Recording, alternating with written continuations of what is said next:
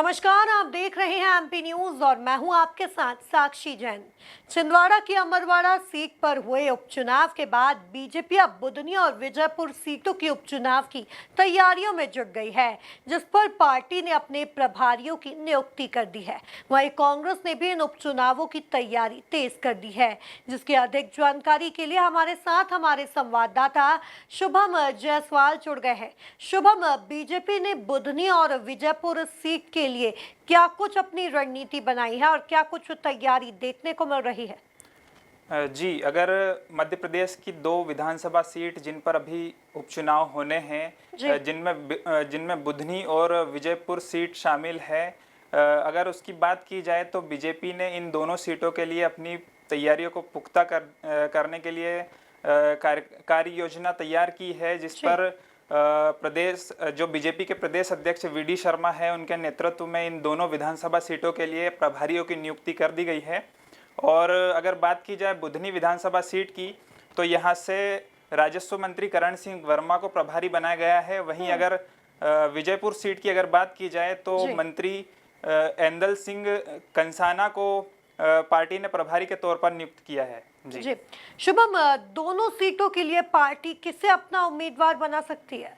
जी, अगर बीजेपी के अगर कैंडिडेट्स की अगर बात की जाए तो विजयपुर सीट से जो हाल ही में जो कांग्रेस के जो विधायक थे रामनिवास रावत, जो कि हाल ही में बीजेपी में शामिल हुए हैं, जिन्हें बीजेपी ने मंत्री जो है वन मंत्री बनाया है, उनकी दावेदारी को ज़्यादा मजबूत माना जा रहा है।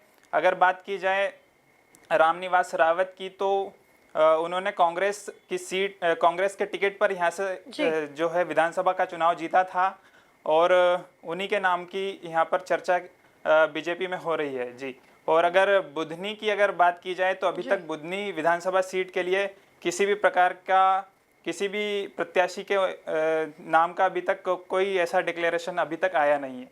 जी शुभम, क्या लगता है बीजेपी के साथ साथ कांग्रेस की कितनी तैयारी है इन उपचुनावों के लिए? जी, अगर कांग्रेस की अगर बात की जाए तो कांग्रेस के जो प्रदेश अध्यक्ष जीतू पटवारी जो हैं, वो हाल ही में बुधनी विधानसभा सीट का दौरा किया है। उन्होंने बूथ लेवल के कार्यकर्ताओं के साथ भी मीटिंग की है, जहां पर उन्होंने वहां से कार्यकर्ताओं का फीडबैक लिया। उसी के आधार पर उनका ये कहना है कि पार्टी उम्मीदवारों के नाम को तय करेगी। जी, कब तक इन नामों का ऐलान कर सकती है पार्टी, शुभम? जी, अगर उम्मीदवारों के नामों की अगर बात की जाए तो अभी तक समय का ऐसा कोई समय के विषय में अगर ऐसा कोई बताया नहीं गया है पार्टी के तरफ से।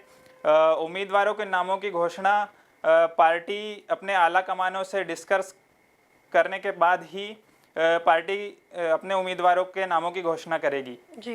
तो कुल मिलाकर देखा जाए तो अमरवाड़ा में हुए उपचुनाव के बाद अब बीजेपी और कांग्रेस बुधनी और विजयपुर में होने वाले उपचुनाव की तैयारियों में जुट गई है और जल्द ही पार्टी अपने प्रत्याशियों का ऐलान भी कर सकती है। ऐसे और भी अपडेट्स के लिए आप बने रहिए एमपी न्यूज के साथ। नमस्कार।